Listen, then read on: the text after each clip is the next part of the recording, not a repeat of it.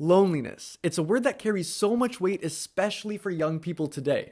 Feeling isolated in a world that's so interconnected and feeling unseen in the vastity of society and all the constant noise. It's a journey through the depths of uncertainty, confusion, and pain. But what if I told you this journey mirrors one of the most profound allegories in literature, one that's nearly 700 years old? It's Dante Alighieri's The Inferno. Today we're going to explore how this medieval masterpiece speaks to modern suffering, particularly for those wrestling with loneliness and the search for meaning. Dante's Inferno begins with the image of a man. It's Dante himself, lost in a dark forest. That forest represents confusion, doubt, and disorientation. He's halfway through his life, but he's unsure of his path. In many ways, this is exactly where many young people find themselves today. They feel adrift, isolated, and abandoned by both society and themselves. But in the Inferno, Dante's path isn't aimless. It's a journey that forces him to confront his deepest fears and sins. It's a descent into hell. But hell for Dante isn't just a place of eternal punishment, it's a state of existence, a reflection of the human condition when disconnected from virtue, purpose, and divine guidance. For those grappling with loneliness, this can be a profound metaphor. Loneliness often feels like a descent into personal hell, doesn't it? It's an emotional void where your worst fears, insecurities, and failures resurface. But the Inferno teaches us that even in hell, there is a path forward, and that path is deeply tied to confronting your own shortcoming and moral responsibilities. Dante doesn't journey this alone. He's guided by Virgil, a symbol of reason and wisdom. Virgil represents that part of us that can still make sense of the world, even when everything feels just so dark and chaotic. For young people, especially those who feel isolated, this figure of Virgil represents the mentors and guides that help illuminate that way, whether they come in the form of friends, family, or even philosophical inquiry. Now think about that for a second. Who or what is your Vigil? Is there a wisdom that you can draw upon from ancient texts or modern thinkers? Sometimes the world feels overwhelming, but that's why having something or someone to guide you, even if it's your own sense of reason, can make all the difference. But there's something even deeper at play in the Inferno. Each circle of hell is occupied by those who have succumbed to a specific vice, lust, greed, violence, for example. And Dante's encounters with these damned souls actually offers some moral lessons. It's not just about punishment, it's about recognizing how different choices, especially when they're untethered from their virtues, can lead to spiritual and emotional death. For the lonely, this speaks volumes. When loneliness festers, it often drives us towards harmful behaviors like addiction, anger, and despair. These are our own personal vices, the things that we use to cope, but which ultimately deepen the suffering itself. Dante teaches us that acknowledging these destructive tendencies is the first step to moving forward to redemption, or at the very least towards self-understanding. At certain points of his journey, Dante's overcome with fear, tempted to turn back. And this is where loneliness can feel insurmountable. It paralyzes us. It's when you want to move forward, but the weight of isolation, despair just feels too damn heavy. But in the Inferno, Dante keeps going because he understands something crucial. The journey through hell is not an end. It's a necessary passage to reach something greater. In the same way, confronting your own loneliness and the demons that come with it is often the beginning of transformation and not the end of the road itself. A key aspect for Dante's journey that we definitely can't put aside is his ultimate longing for a woman named Beatrice. She is the embodiment of divine love. She represents the highest form of inspiration and a love that transcends the physical, which pulls him towards that divine. In contemporary terms, it could be seen as the higher ideals that we strive for, such as purpose and meaning and connection to something greater than ourselves. Loneliness, for many people today, stems from the sense of disconnection, not just from others, but also from a higher purpose. Dante's longing for Beatrice is symbolic of our human longing for something that brings us out of ourselves, that connects us to the world and to something transcendent. The mistake that many of us make is looking for quick fixes, like external validation, shallow relationships, or distractions, and it happens to all of us.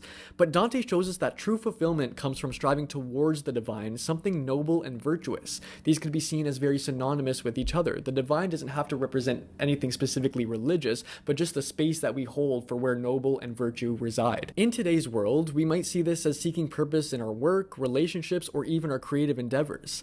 In the Divine Comedy, Beatrice plays an essential role in Dante's journey. She's not just a character, she's a symbol of that divine love, of purity, or of salvation. To understand Beatrice, we need to see her through the lens of Dante's life and his work. Dante first encountered Beatrice in real life when he was only 9 years old. For him, she became an ideal, someone who transcended the ordinary, embodying spiritual and moral perfection. In the Inferno, she's the force that inspires him to embark on his journey through hell, and later, in Paradiso, she becomes his guide to understanding divine truth.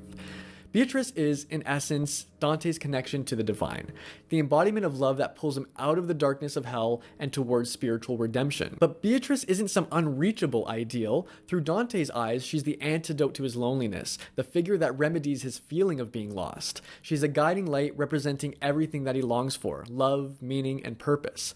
Her presence, even when she's absent physically, gives him the strength to endure his suffering. For young people today, Beatrice symbolizes something more than just a romantic interest. She represents the muse, as she's often called, that guiding inspiration or ideal that helps us transcend our personal hell. Beatrice in the narrative is the remedy to Dante's loneliness because she reminds him that there's something beyond his immediate pain, something higher, something more meaningful. So how does this apply to you?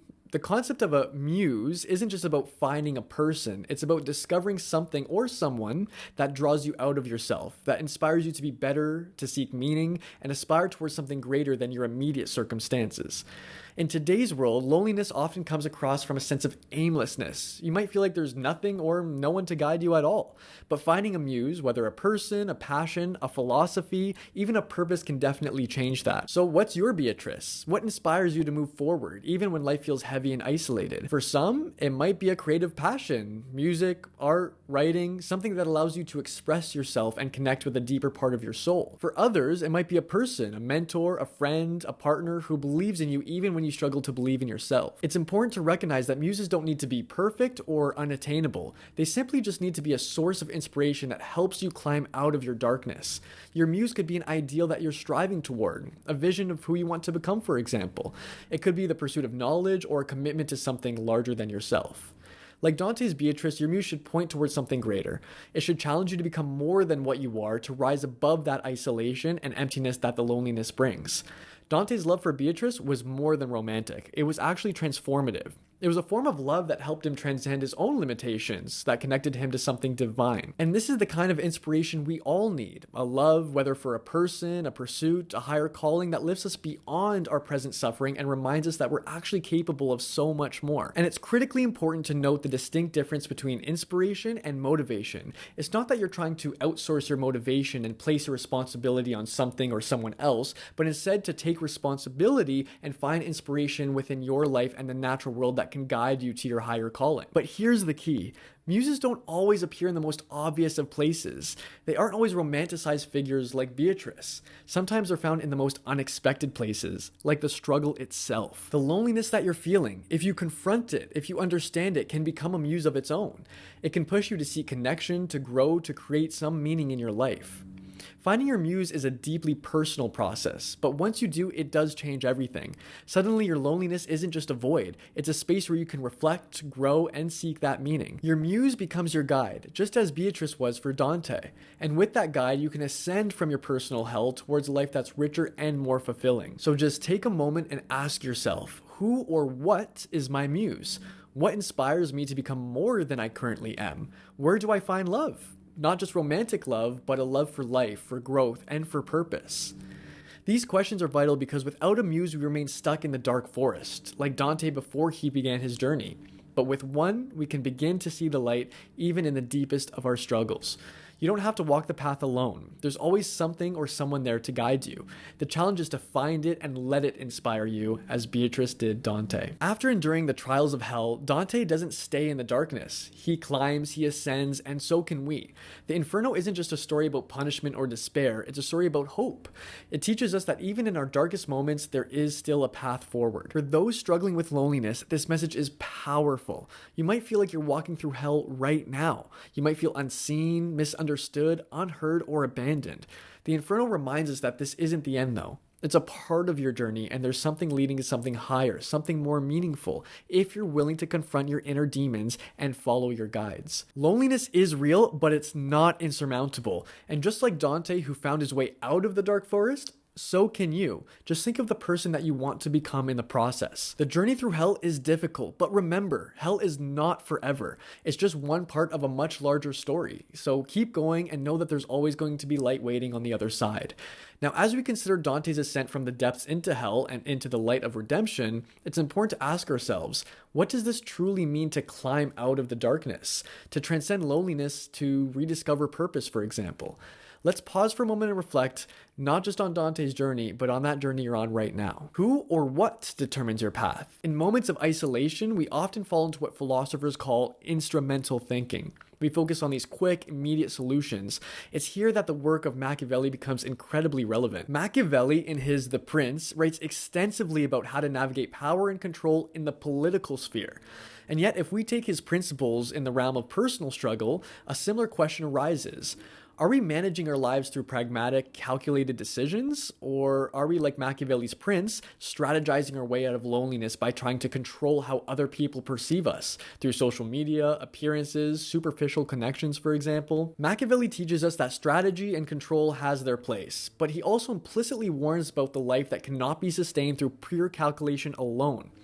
Relationships, meaning, and purpose can't be reduced just to tactics. So I ask you, are you trying to outmaneuver your loneliness, or are you truly seeking connection? There is a difference. Are you crafting an image to be accepted, or are you building something real? These are tough questions, and while Machiavelli might argue for pragmatism in public life, what does that mean for our private lives? Perhaps Machiavelli's strategic thinking should only serve as a reminder that we cannot manipulate our way out of emotional isolation.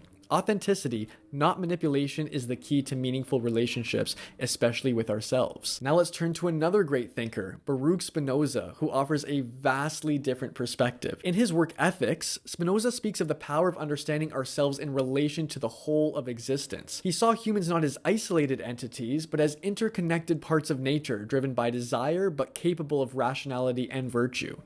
Spinoza's philosophy raises an important question. What is our nature, and how do we align ourselves with it? For many young people, loneliness can feel like a separation from the world, as if you're cut off from others, from purpose, and from life itself. But Spinoza would remind us that this feeling of isolation is in some ways an illusion. You are already a part of the universe's larger fabric, and the key to overcoming despair isn't in rejecting that loneliness, but in understanding it a little bit better. For Spinoza, virtue can come not only from external validation, but from living in harmony with your own nature, embracing who you are, recognizing your desires, and using reason to then guide your actions. In these times of loneliness, we often look outward, yearning for someone or something to fill that void. But what happens if we approach it just a little bit differently? What if instead of resisting that isolation, we sought to understand it as a part of our journey towards self-discovery? Finally, let's consider Immanuel Kant. Kant, in his groundwork for the metaphysics of morals, introduces the idea of the categorical imperative that you may have heard of. The moral principle that we must act according to the rules that we would want to become universal law. This is where morality becomes deeply personal, yet profoundly social. So here's another question for you. What principles are guiding your life? In your loneliness, it might feel tempting to retreat into apathy, bitterness, or cynicism. But Kant challenges us to act with a sense of duty, not just for ourselves, but also for others. He asks us to live as though our actions, how we treat others, and how we conduct ourselves could become universal law for all of humanity. Consider this, even in isolation, your life is still interconnected with the lives of others. The way you approach your struggles, the way you handle your pain, it does affect more than just you. Kant would argue that even in the depths of loneliness, we still must act with integrity. There's a moral imperative to remain virtuous, to treat others with kindness, to live with dignity, even when it feels like the world has completely turned its back on you. So what can we even learn from all this? Machiavelli, Spinoza, Kant offer different lenses through which to view loneliness. Machiavelli reminds us of the dangers of living solely for control or appearances. Spinoza shows us the power of understanding and accepting our place in the grand scheme of things. And Kant demands that we live with moral integrity even in our most isolated moments. Loneliness, in a sense, is a philosophical journey of its own. It's not just about emotional suffering, it's about wrestling with these profound questions. What is my place in the world? How should I act when nobody's watching? Can I find meaning even within my own isolation? Dante's journey through hell is a journey of all of us who faced our own darkness, but it's a journey with hope, because in the end, Dante climbs and so can you. Your path through loneliness is not one that you need to walk alone through forever. Take wisdom from those who came before, from Dante to Machiavelli to Spinoza to Kant, and use their insights as your own Virgil, guiding you through the dark forest of your mind. Just keep climbing, and always remember that there's always light piercing through the fabric of that journey. Let me know what you think, and let others know how you overcame your struggles with loneliness. It's a human enterprise at the end of the day, and one that we should share with each other so that we can all grow together. If this resonated with you at all, subscribe for more philosophical conversations like these. I highly recommend reading Dante's Inferno and the whole Divine Comedy as a whole. See you in the next one. Thank you so much.